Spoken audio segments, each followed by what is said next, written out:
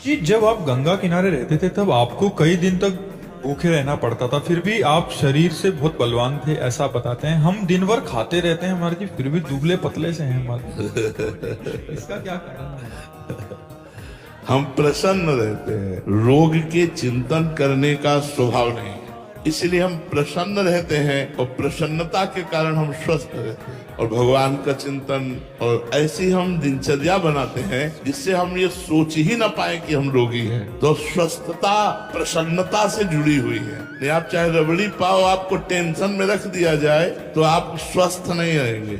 आप नमक रोटी पाओ और आप प्रसन्न रहो तो आप में बहुत बल तेज आदि आ जाएगा। जैसे नर्मदा जी हैं, गंगा जी हैं, इनके जल में पोषक तत्व है जो हमें चाहिए जीवन जीने के लिए, वो उसमें है।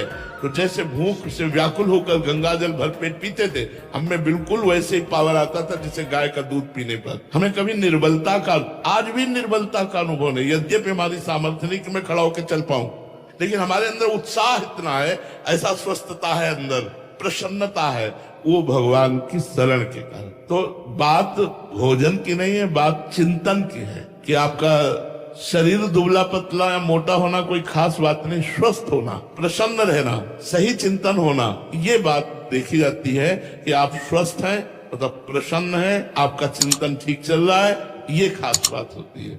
तो भगवान की कृपा से भूखे रहने पर भी चिंतन नहीं बिगड़ता था। अगर अन्न का चिंतन हो तो फिर बिगड़ जाए। तो सत्य वस्तु भगवान में चित्त लगाने से हर समय मन प्रसन्न रहता है और शरीर के दुख सुख का प्रभाव नहीं पड़ता, इसलिए आनंद में जीवन हो जाता है, परमानंद में जीवन हो जाता है जो भगवान के चिंतन में रहता है।